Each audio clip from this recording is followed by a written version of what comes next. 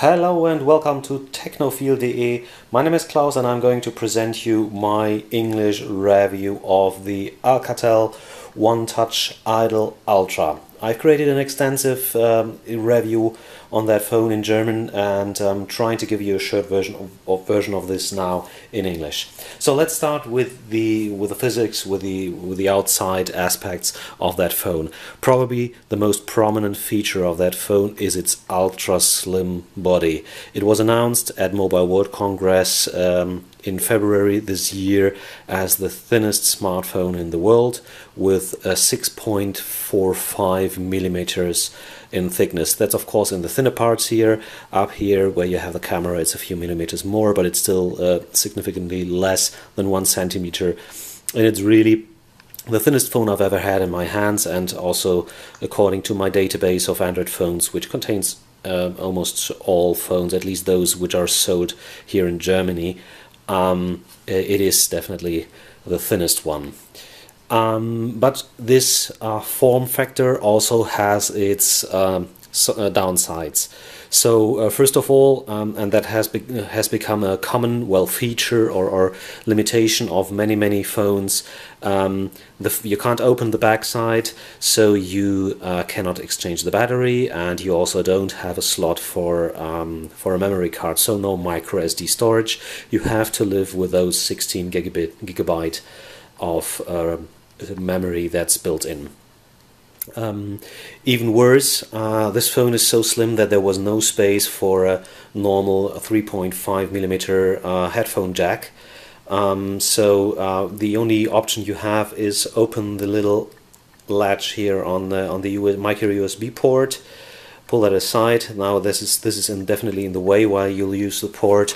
Then there's a small adapter included in the package, which you can plug into the micro USB port, and on the other end you have this headphone or headset jack, with which you can then use normal headsets as you use them for Samsung phones, for HTC or the like. That's of course a rather clumsy thing. You're very likely to lose that at some point, or not have it with you when you actually want to listen to music. And in addition to that, you have this little thing here which will quite surely break when you have the phone like that in your pocket. So you definitely have to live with some downsides due to that very slim design. What else do we have? We have a very beautiful design, a very simplistic front side, basically completely black besides this little speaker grill, and you see a white LED flashing right here, indicating that there are new emails waiting for me. You have this matte finish here, soft touch, which I very much prefer above the shiny glare backsides that many other phones have these days. You see a little bit of fingerprints here, but it's much less than on those shiny ones. On the left hand side we have a volume rocker.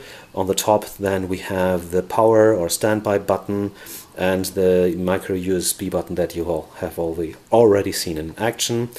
On the right hand side you have the port for a micro SIM card, and it's kind of tricky getting that in there, so you need to push the upper side of the latch to get that open, and then to actually enter the micro SIM card you need something thin to push it deeply inside. My fingernails are definitely not long enough for that. The manual gives some hints on that, but actually what I actually used was the small plastic frame from around my micro SIM card. Usually you get a normal or a SIM card size, and you can break out the micro part of it. So what's left then helps as a tool to push in the SIM card here. One more thing here on the back side, we have an LED flash and the 8 megapixel camera, accompanied by a little hole for the microphone for video recordings. Frankly speaking, this camera is really disappointing. It is much worse than, for example, the 5 megapixel camera in the Alcatel 992D, which I'm testing right now. and it always has like a fog or a mist on top of the picture, so that all details are really washed out. I'm not sure what's happening there. Maybe it's a software bug or something like that, but I haven't been able to fix that. So so far from about the exterior, let's have a little bit a look first of all at the screen and then at the software. Let's get a bit closer to that beautiful phone. I must really say I love the case and the design of it. And what we see here is an HD AMOLED screen, so that's 720 by 1280 pixels, and typically for AMOLED you have perfect viewing angles, no matter from where you look, diagonally, from the side, from the top, wherever. There is almost no change in intensity of the colors, and definitely no problem reading from really extreme angles. So that's a really nice display. Also, when you first activate the phone and start with the first configuration, it really feels fluent. It's a nice experience. You see Android Jelly Bean 4.1.1 on this phone here, and it has been modified but not too extreme, so the standard icons have been changed, and yeah, that's basically it. The app drawer has a transparent background, so you still see your wallpaper here, and you have an additional setting for the downloaded applications besides normal applications and widgets. Let's switch the phone quickly to English. I just realized I'm still in the German settings. We can do that together so you see some of the settings. So the look of the settings menu has also changed a little bit. It's now black on white and not white on black. And now I'm looking for the language settings. Here we are. Language, let's go away from German and choose British English. So here we are now with the English menu, and let's have a quick view at the features we have here. There one thing that Alcatel, or maybe MediaTek, who built the system on the chip, the CPU this is based upon, have added is a few gestures. One is to turn over the phone to mute it, so when it is ringing and you turn the phone and put it on the display, it mutes. I've tried that; it works nicely. Similar functionality for the alarm clock. There's also said to be some shaking to switch music, but I haven't been able to make that work. And even shaking the phone really hard, so this little whip here lashes around, didn't really work out, but well.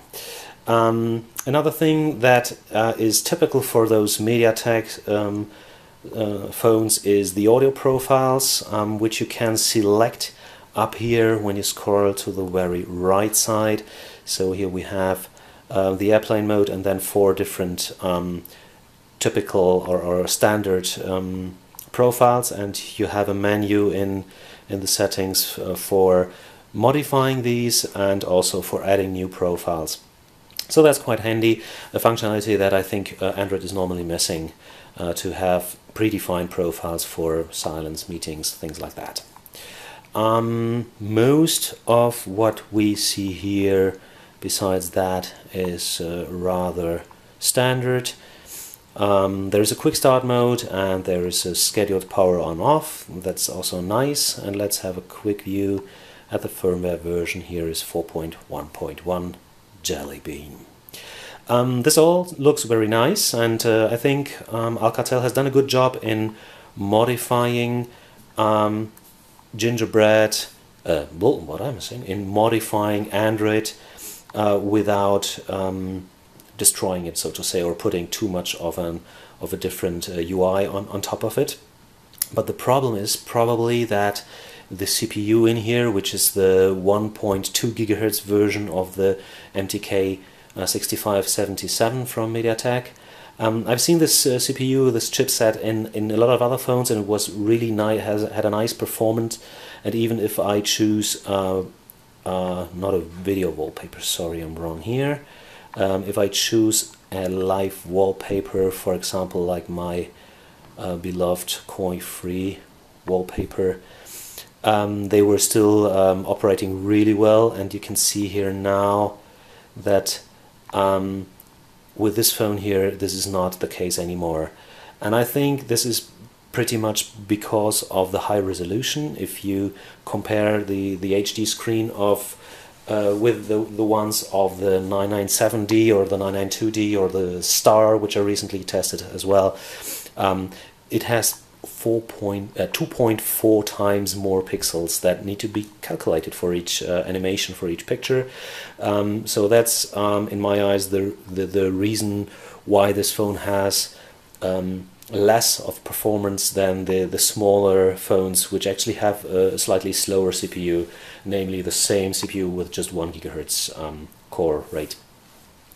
And that goes on when you do benchmarks. You can clearly see that the GPU performance is lower than with the other phones, while the CPU performance is about 20% higher, which is according to the core rate, to the 1.2 GHz. But you can also see with games, even with simple games like Candy Crush Saga or with Angry Birds, they are still quite well playable, but don't feel fluid. It's not as enjoyable, but it's okay. It's not really an issue. But with things like Real Racing 3, you really get to the limits here, and it's not any joy anymore using that. Temple Run 2, for example, works fluently, so that's simple enough to really not create a problem here.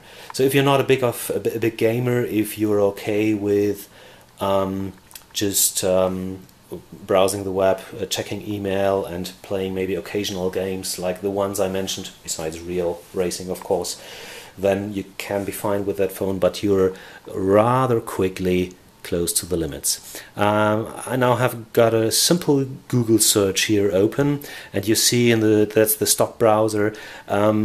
Pinch to zoom works really nice, and I think that's a kudos to the programmers which have implemented that very nicely, that if you zoom in, it first simply zooms the picture pixel wise, so to say, and later on adds the better resolution to that. But if you see, the scrolling already is a little bit shaky, a little bit jumpy. It's not really bad, it's not a problem, but it doesn't really feel as nice as the smaller versions of Alcatel or Mobistel phones with a lower resolution felt. So what else do I need to tell you? Listening to music is okay. The built-in speaker, when you turn it really loud, gets distorted, but it's okay for having a ringtone that you cannot really ignore. And worst case, you can even have some music in your hotel room, for example. By that, of course, this is not like an HTC One with its boom sound. What else can I say? GPS works well. Wi-Fi works really well. So this is definitely better than, for example, with an HTC One, which I just mentioned, which is actually about the same size, but then of course a full HD screen, as you know. So you have a really good Wi-Fi performance here. The 3G network UMTS also works fine. Call quality is also okay. The other side may hear you a little bit scratchy, or a little bit harsh in the noise, in the sound quality. It's not really bad, but there are better sounding microphones. But on the other hand, you hear your partner with whom you're talking quite nicely here, so that's not a problem at all. Yeah, I think that's basically the most important things. If you have additional questions, please feel free to ask. Coming to a conclusion here, would I recommend this phone? Definitely not for everybody. People who want a power phone, who need a powerful processor, who want to play a lot of games, or maybe have other things in mind that need CPU power, or just want to have this future-proof contingency of having more power than they right now need, should not go for this phone, because it's really at its limits, and you need to be a bit careful about using live wallpapers or other stuff to have a fluid interaction. Also, people who do a lot of photo shooting, who need a good camera, are really not very yeah, I wouldn't recommend them to buy this phone, because it's a disappointing camera here. It is okay for doing the occasional snapshot, as long as you look at it on the screen, or let's say on a computer screen, without zooming into the picture. They are okay, but you can already see that they are not as crisp as other cameras can do pictures. So this is really also a negative aspect of this phone. And finally the last negative aspect, of course, due to the form factor, that you don't have a normal headphone jack. So if you listen to music with a cable headset or earphones a lot, then this phone is probably also not a good choice for you, because this little adapter here, I'm not even sure if you can buy them in the aftermarket. Once you lose it, you have a problem. You will break that little flap here rather quickly, I guess, and also you will probably forget this part here most of the time. So although the sound listening over earphones is really good, for example, the HTC One, which definitely doesn't have a bad sound, in its normal mode without Beats Audio, doesn't sound that much better. I didn't hear a lot of difference using the HTC's in-ear headphones, so that's quite okay. But as I said, the lack of this headphone jack is a big negative for me. The plus side for me, definitely the gorgeous display. I love AMOLED displays, and this one is even a bit more colorful than most of the others. So for those who think AMOLED is too colorful, is oversaturated, don't go for this one. This is putting it a little bit further even. But to me, our everyday life is gray enough, so I don't mind this little bit of extra colors on my smartphone. It's a really wonderful display, but unfortunately the CPU is really at its limit, firing this display, so to say. The overall design is also really nice. It feels extremely well built. There is absolutely no noise when you press it or move it. The buttons feel good. This is really very nice quality, and for the price of currently something around €260, I think if you're really design focused, if the looks of the phone, of the outside of your phone, is one of the core aspects for you, then this is probably the phone for you. Unless, as I said, you're a gamer, you're a smartphone photographer, so to say, or you are a frequent music listener on the go. So yeah, that's my verdict. I think a really beautiful phone. Maybe in a few months there will be thinner phones even, but it looks gorgeous. It's a very nice, simple design for an okay price, I would say. But it has its downsides. So have a look at it when you're looking for a phone in this size, 4.7 inch. But be aware that there are also negative aspects of it. So far from my side, as I said, leave a comment if you have a question, preferably on my website technophile.de, which is linked just below the video. So you can also put links in the comments there, and you don't have a length limit like you have on YouTube. So I will be happy to welcome you there, and will try to answer all of your questions as far as I can. So thanks for maybe giving me a thumbs up or bookmarking my channel, and hope to hear from you. Bye.